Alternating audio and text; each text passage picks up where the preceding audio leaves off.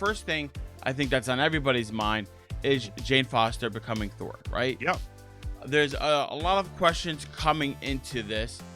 The first thing I want to tackle is the cancer angle that we saw in the comics. In the comics, we know that she gets cancer, she's dying, and then eventually she gets bestowed the power of Thor's because Thor is unworthy at the moment. And then that allows her to stop the cancer from spreading as much. But when she uses the power, she continues to die. Do you think the whole cancer angle of her using the powers, she might die, that's why she got the powers, is going to be at play here? Or do you think they're not even going to touch upon that? They're going to go in a whole different direction? No, I think it's going to be in it. I think it's been basically confirmed that the cancer is part of the story. We've seen shots of Natalie Portman on set where she, like, different makeup, looks a little drawn. Normal as Jane Foster. Thor's in normal, Earth clothes, walking with her and talking with her. I think that is going to be a prevalent part of this movie.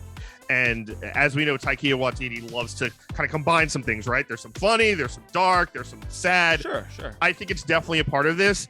And I think it's because of the ether that she absorbed in Thor the Dark World. I think, as we talked about, as we've seen in Endgame and Infinity War, when Hulk is kind of talking about the Infinity Stones, he says they kind of emanate this radiation, this gamma radiation, right? And if you're not Bruce Banner or his cousin Jen, that radiation is still very poisonous to the human body. And Jane being absorbed with that in arguably the worst Marvel movie might connect to this and make a whole lot more sense and have a new avenue for that movie to thrive. So I think the ether might play a part of it. Jane's past with Thor, that may have caused the cancer. And yeah, Rob, I think we're going to get this every time she uses Mjolnir. Don't know how she's going to get that back yet.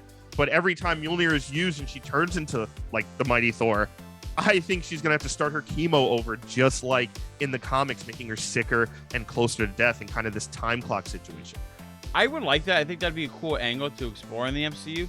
A part of me believes that this Thor, this Jane Foster Mighty Thor, is from another multiverse. I think they're doing so much multiverse stuff, and I'm like, all right, Marvel, just throw another multiverse thing. There's Jane Foster from another multiverse who has cancer, and she got this powers and that kind of stuff, and they could do that whole angle, and it's kind of like letting Thor know, like, hey, you need to pay attention to the Earthlings at home, pay attention to all that kind of stuff, and then, like, maybe our Jane Foster actually has cancer in the real MCU. I think that might be another angle they might hit on.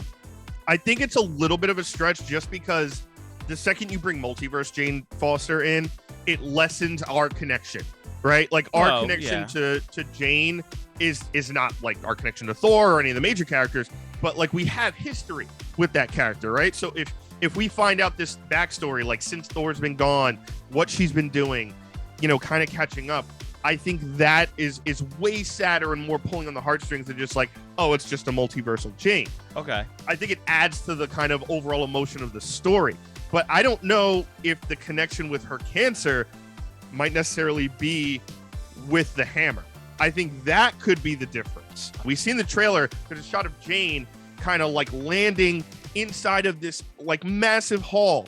And there's a bunch of statues. One of them's a Wow to the Watcher. There's one, Entropy is there, which is a huge deity in the MCU. The Living Tribunal head is there. That's true. I remember What if these, Celestials have been watching over all of reality in the 616, and they're like, man, this Jane chick, Thor really put her through the ringer. Like, she had the ether, then this, and like maybe that's the cause of the cancer. Here's how we're gonna help her. We need a Thor to help with maybe multiversal things or cosmic massive things. So what if Jane is chosen by one of those giant cosmic Marvel entities? I would like that. I think that'd be pretty cool. And I mean, there has to be a reason why the hammer is there. And if you're telling me it's like, oh, so she could be like the Thor in space and Thor stays back on Earth or whatever the case may be, I'm totally on board with that.